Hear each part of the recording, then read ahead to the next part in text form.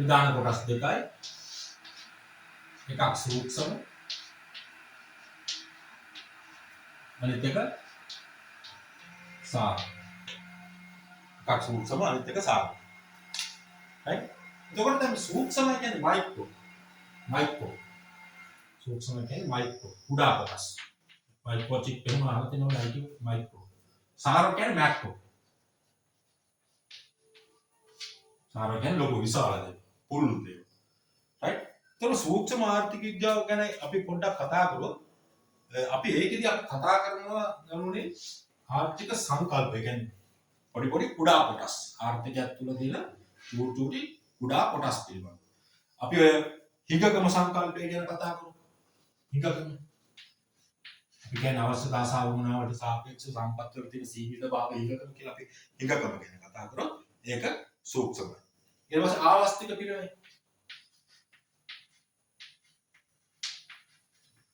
ආවස්තික පිරිවෙන්. right? ආවස්තික පිරිවෙන් කියන්නේ මොකද්ද? යම් කිසි තෝරා ගැනීමකදී කැප කරන ඊළඟ හොඳම අවස්ථාවේ වටිනාකම. ආවස්තික පිරිවෙන්. ඊට පස්සේ වෙළඳපොළ පාරිභෝගික හැසිරීම.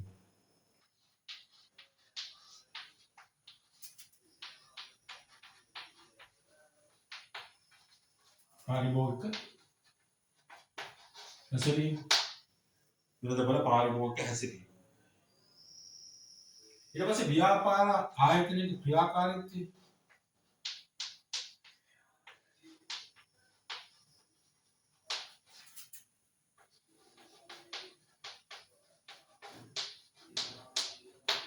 ව්‍යාපාර ආයතනයේ ක්‍රියාකාරීත්වය.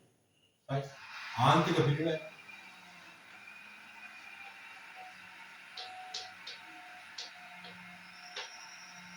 ආන්තික පිරිවෙන්. ඉල්ලුම සැපයුම. ඉල්ලුම සැපයුම. නම්‍යතාව.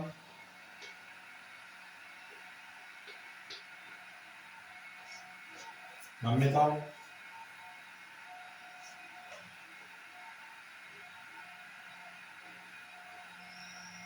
නිෂ්පාදන පිළිවෙල.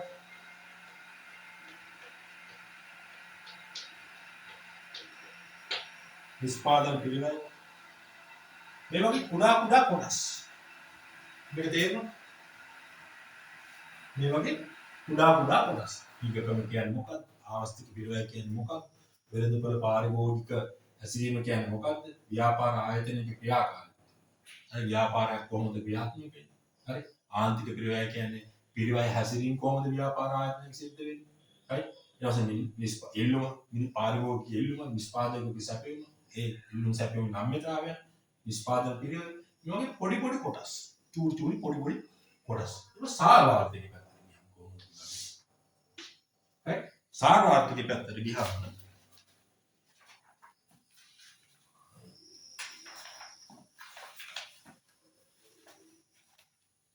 සාරාර්ථික කියන්නේ සමස්තයක් කියන්නේ ලොකුයි විශාලයි. ඒතකොට මේකදී අපිට පුළුවන් දැන් මේ නිෂ්පාදන පිළිවෙල හරි ආයතනයක නිෂ්පාදන ක්‍රියාවලිය ඒ වගේ පොඩි කොටස් ඒ ඔක්කොම සමස්ත ආයතන වල නිෂ්පාදන සමස්ත සම්පූර්ණ රටේ එක ආයතනයක නෙවෙයි සම්පූර්ණ ආයතන. හරි එක ආයතනයක නෙවෙයි මුළු ආර්ථිකයේම සමස්ත රටේම ආයතන වල නිෂ්පාදන. ඕක අපි කියනවා දල දේශීය නිෂ්පාදනය කියලා.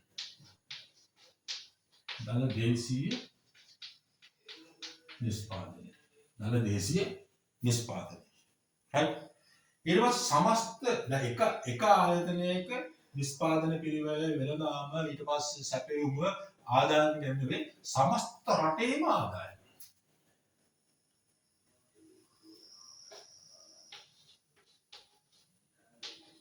දල ජාතික ආදායම. හරි දල ජාතික ආදායම. මම මෙතන දේශීය කියලා විදේශ කොටසත් එක්ක සම්බන්ධ කරලා දල ජාතික කියලාම දාන්න ආදායම දල ජාතික කියලා දාන නිසා. ඒ කියන්නේ මෙතන ආනයනපන අතර වෙනසක් උතින් දෙනවා. right මෙතන ඊළඟට දල ජාතික ආදායම කිව්වහම අපේ ශ්‍රමිකයෝ එහෙට ගිහිල්ලා සම්පාදනය කරලා ගේන ශ්‍රමයට ගෙවන වැඩ ලැබීම් ගෙවීම් right ඊට පස්සේ නිෂ්පාදන ආයතන අරගෙන ලාභ දුවත් මේ ආදායම් තුළට ඇතුළත් වෙනවා. ඒකයි එහෙම ගත්තේ. ඊට පස්සේ ආර්ථිකයේ උද්දමනය.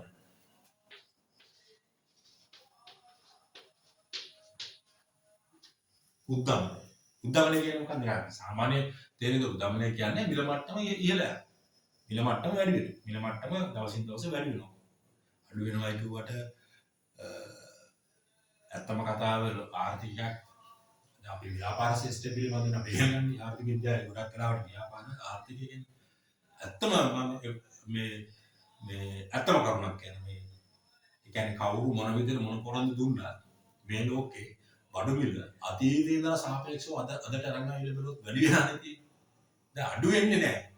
අඩු වෙනවා නම් ඉතා සුළු ප්‍රමාණයක් චූටි කාලයකට අඩු වෙයි. නමුත් අර නිෂ්පාදන පිළ සාධක වෙන පිළේ මොකද පාරිභෝගිකයා මේ සාධක සම්පාදනය කරන්නේ. එතකොට ශ්‍රමය භූමියට ගෙවන කුලී ප්‍රාග්ධනයට ගෙවන මේ රෙන්ට් එක මේ ඔක්කොම බැලුවම පොලි මේ ඔක්කොම බැලුවම මේවා වැඩි වෙනවා. වැඩි වුණාම තමයි පාරිභෝගික ආදායම වැඩි වෙන්නේ.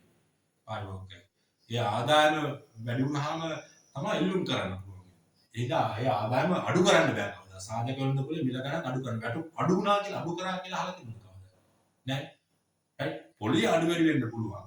ණයදින සීමාව වැඩි වෙනවා right එතකොට ඒ හින්දා සාධක වෙළඳ පොලේ මිල අඩු කරන්න නැතුව මේ භාණ්ඩා සේවා වෙළඳ පොලේ මිල අඩු කරන්න බෑ ඒ නිසා කවදාවත් භාණ්ඩ මිල අතීතයේ මිල බැලුවා අඩු වෙන්නේ නැහැ එහෙම අඩු වුණොත් ආර්ථිකයක් කඩාවැටීමක් වෙන්නේ එහෙනම් අපි ආයෝජන සහ ව්‍යාපාර ශිෂ්ටය පිළිබඳව අධ්‍යයනය කරනකොට අනිවාර්යෙන් භාණ්ඩ මිල වැඩි වෙන්න ඕනේ ඒක ශීඝ්‍රයෙන් වැඩි වුණොත් ඒක රටකට ආර්ථිකයකට ප්‍රශ්නයක් යම් කිසි ප්‍රමාණයක් වැඩි වෙනවා. ඒ කියන්නේ වැඩි වෙන ධන ජාතික නිෂ්පාදනයේ සාපේක්ෂව මේ මිල මට්ටම් වැඩි වෙනවා නම් ඒක සාමාන්‍ය ආර්ථික සමතුලිතයකින් ඉස්සරහට යනවා කියලා අපිට අදහස් කරන්න පුළුවන්.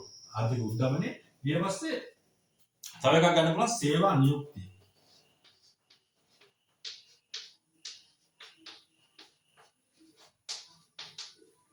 සේවා නියුක්තිය. ඊට පස්සේ විරකියාව.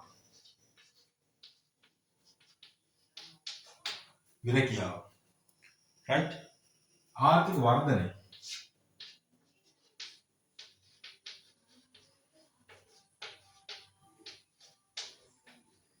වර්ධනය right ඊට පස්සේ ගෙවුම් ශේෂය මුදල් සැපයීම සාමාන්‍ය අදහසක් විදිහට දෙන්නේ. තව දිනවලද ගෙවුම් ශේෂය මුදල්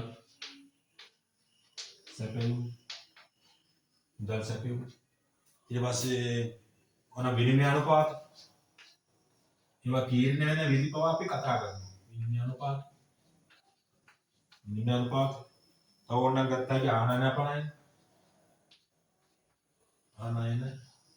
අපනයන මේ වගේ ආර්ථිකයේ තියෙන විශාල කොටස් සාරව කොටස් කියන තමයි සර්ව ආර්ථික විද්‍යාවේ කතා කරනවා. සූක්ෂම ආර්ථික විද්‍යාවේදී ඉතා පොඩි කොටස් පිළිබඳව අපි කතා කරනවා.